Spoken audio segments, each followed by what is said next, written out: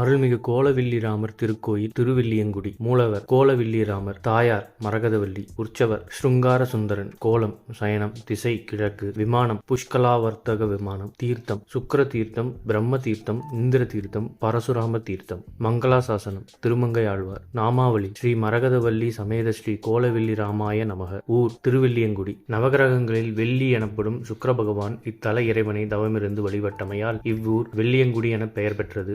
மேலும் இவ்வூர் சுக்கிரபுரி என்றும் கூறப்படுவதுண்டு. எம்பெருமான் ராமாவதாரத்தில் சித்திரக்கூட்டத்தில் சீதா பிராட்டியுடன் வாழ்ந்து வரும்போது ராமபிரான் பிராட்டியின் மடிமீது தலை வைத்து பள்ளி கொண்டிருந்த போது சீதா பிராட்டி மெய்மறந்து இருந்தார். அப்போது இந்திரன் மகனான சுயந்தன் காக்கை வடிவில் வந்து தன் கூர்மையான மூக்கினால் சீதா பிராட்டியின் மூளையை தீண்டவே உதிரம் பெருகியது. அப்போது உறக்கம் கலைந்த ராமபிரான் அருகில் இருந்த தர்ப்ப புல்லை பிரம்மாஸ்திரம் ஆக்கி கைவிரல்களையே வில்லாக்கி சைந்தன் மீது விடுத்தார். அவ்வஸ்திரம் எல்லா உலகங்களிலும் சயந்தனை துரத்திச் சென்று இறுதியில் சீதா பிராட்டியின் காலடியில் சரணடையச் செய்தது. கைவிரல்களையே வில்லாக்கியதால் எம்பெருமான் கோலவில்லி ராமர் என்று பெயர் பெற்றதாக புராணங்கள் கூறுகின்றன. தல வரலாறு. ராவணன் மனைவியான மண்டோதரியின் தந்தை மயன் இங்கு வந்து திருமாலை வேண்டி தவமிருந்தான். அப்போது அவன் தவத்திற்கு மனமிறங்கிய திருமால் சங்கு சக்கரதாரியாக கருட வாகனத்தில் காட்சி தந்தார். அப்போது மயன் சித்திரக்கூட்டத்தில் சயனித்திருந்த கோலவில்லி ராமர் கோலத்தை காண வேண்டினான். அப்போது பரமாத்மா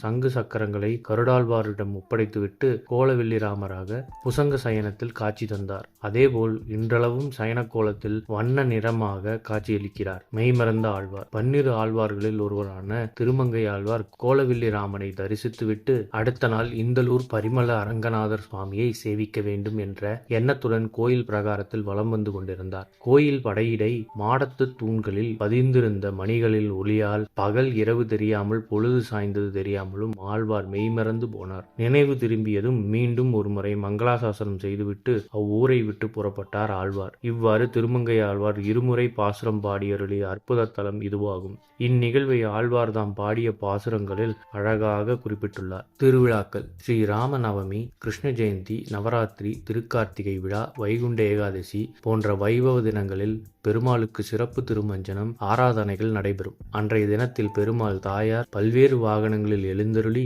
வீதி உலா வருவது வழக்கம். மேலும் தங்குமிடம், தரிசன நேரம், முகவரி, போக்குவரத்து வசதி போன்ற தகவல்களை டிஸ்கிரிப்ஷன்ல கொடுத்துருக்கோம். மறக்காம செக் பண்ணி பாருங்க. இது போன்ற செய்திகளை உடனுக்குடன் தெரிந்து கொள்ள நம்ம சேனலை சப்ஸ்கிரைப் பண்ணிக்கோங்க. பெல் நோட்டிஃபிகேஷன் பிரஸ் பண்ணிக்கோங்க. நன்றி, வணக்கம்.